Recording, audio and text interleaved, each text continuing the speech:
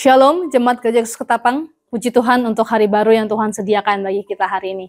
Sebelum kita merenungkan firman Tuhan, mari kita berdoa. Bapa kami dalam surga, hari ini kami mau membaca dan merenungkan firman-Mu. Berbicaralah ya Roh Kudus ke dalam setiap hati kami, dan ubah kami semakin hari seturut gambar Yesus Kristus. Hanya dalam Tuhan Yesus, kami sudah berdoa. Amin. Renungan firman Tuhan hari ini terambil dari Amsal pasal yang keempat, ayat yang pertama hingga yang ke-9. Saya akan bacakan ayat yang ke-5 sampai yang ke-9, demikianlah firman Tuhan. Perolehlah hikmat, perolehlah pengertian. Jangan lupa dan jangan menyimpang dari perkataan mulutku. Janganlah meninggalkan hikmat itu, maka engkau akan dipeliharanya. Kasihilah dia, maka engkau akan dijaganya. Permulaan hikmat ialah perolehlah hikmat. Dan dengan segala yang kau peroleh, perolehlah pengertian. Junjunglah dia, maka engkau akan ditinggikannya. Engkau akan dijadikan terhormat apabila engkau memeluknya. Ia akan mengenakan karangan bunga yang indah di kepalamu. Mahkota yang indah akan dikaruniakannya kepadamu. Dalam Amsal pasal 4 ini, kita sedang membaca nasihat seorang ayah kepada anak-anaknya. Ini bukan sekedar wejangan biasa, ini adalah warisan rohani yang diturunkan dari generasi ke generasi. Salomo, raja yang dikenal karena hikmatnya, sedang membagikan pelajaran berharga yang dulu dia terima dari ayahnya, yaitu Daud. Dia menulis bukan hanya untuk anak-anak secara biologis, tapi juga untuk setiap orang yang mau hidup di dalam jalan Tuhan. Bapak Saudara, Salomo memberi kita sebuah teladan. Warisan terbesar bukanlah harta atau properti, tetapi hikmat, cara hidup yang takut akan Tuhan, dan tahu mana yang membedakan mana yang benar, mana yang berkenan di hadapan Tuhan, dan mana yang tidak. Ayat yang kelima berkata, perolehlah hikmat, perolehlah pengertian. Salomo tidak berkata, nantikan hikmat itu akan datang sendiri. Tapi dia berkata, kejar, usahakan, perjuangkan. Hikmat tidak datang hanya dengan bertambahnya usia. Kita bisa menjadi tua, tapi belum tentu kita bijaksana.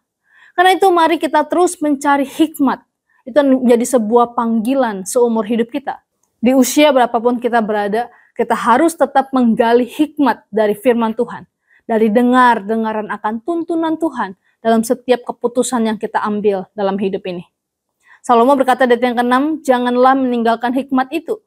Kasihilah dia. Hikmat di sini digambarkan seperti seorang sahabat, bahkan seperti pasangan hidup. Jangan tinggalkan dia, kasihilah dia.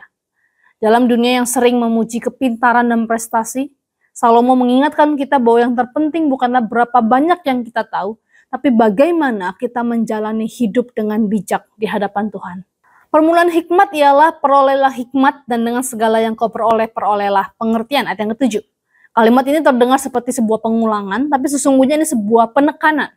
Intinya adalah hikmat adalah hal yang utama.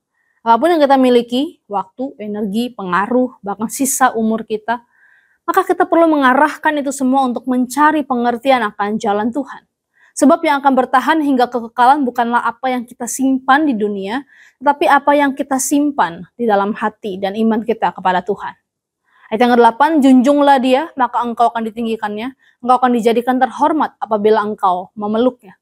Menjunjung dan memeluk hikmat berarti menempatkan nilai-nilai kebenaran Tuhan lebih tinggi dan berharga dari segala pengertian yang ada di dunia ini. Kita tidak berkompromi dengan sebuah kejujuran, kesetiaan, kasih, kerendahan hati.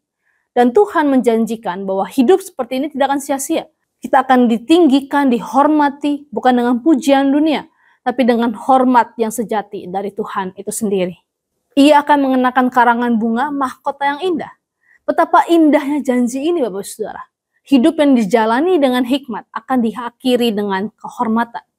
Bagi kita yang mungkin sudah berjalan puluhan tahun, mungkin tubuh ini sudah mulai makin rapuh, ingatan pun tak sekuat yang dahulu.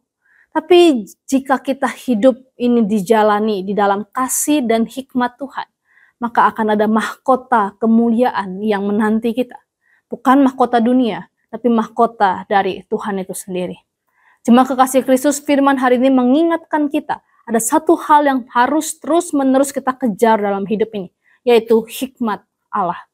Mari jadikan tahun-tahun hidup kita sebagai tahun-tahun bijaksana.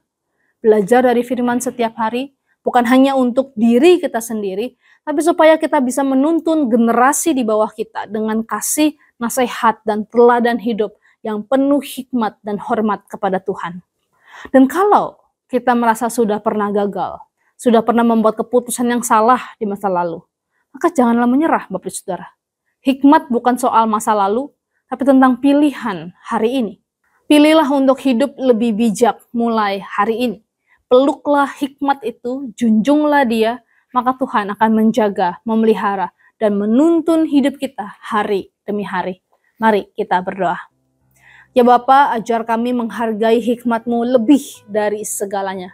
Di sisa hidup kami, penuhilah hati kami dengan pengertian, ketenangan, keberanian untuk hidup di dalam kebenaran-Mu. Jadikan kami Tuhan sebagai pembawa hikmat-Mu bagi generasi di bawah kami. Dalam nama Tuhan Yesus, hikmat Allah yang sejati, kami berdoa. Amin.